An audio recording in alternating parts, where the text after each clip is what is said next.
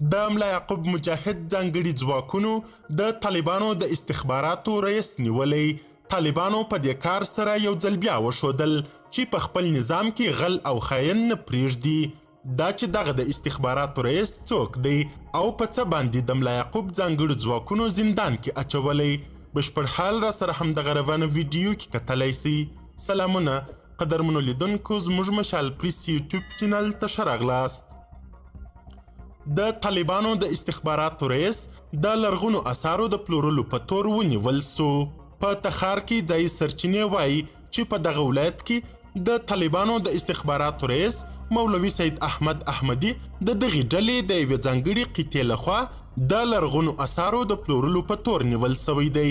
ځایي سرچینې د کب په لسمه وویل چې د طالبانو د ځانګړي قطعې ځواکونه 3 شپې وړاندې تخار ته د دې ډلې د استخباراتو د رئیس د نیولو په موخه راغلي وو او د نیولو وروسته یې کابل ته لیږدولی دی. د سرچینې په خبره په تخار کې د طالبانو د استخباراتو رئیس د لرغونو اثارو یوه ټوټه چې له بدخشانه را لیږدول سوې وه په 8 میلیونه افغانیو پلورلې ده. تر اوسه د دغه لرغوني اثر په اړه نور معلومات نسته. ویل کیږي چې دغه لرغونی اثر د طالبانو د سوداګرۍ وزارت د سرپرست په خپلوانو پورې اړه لري. طالبانو تر اوسه په تخار ولایت کې د دغه مهم سیمهیز چارواکي د نیول کېدو په اړه څه نه دي ویلي.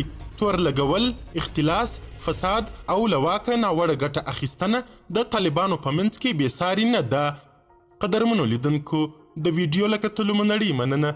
د لا زیاتو او نورو لحظه پر لحظه خبرې مطالب لپاره زموږ همدغه مشال پریس یوټیوب چینل سبسکرایب کړي. تر بیا او بلې ویډیو ښه وخت ښې چارې. د الله په امان.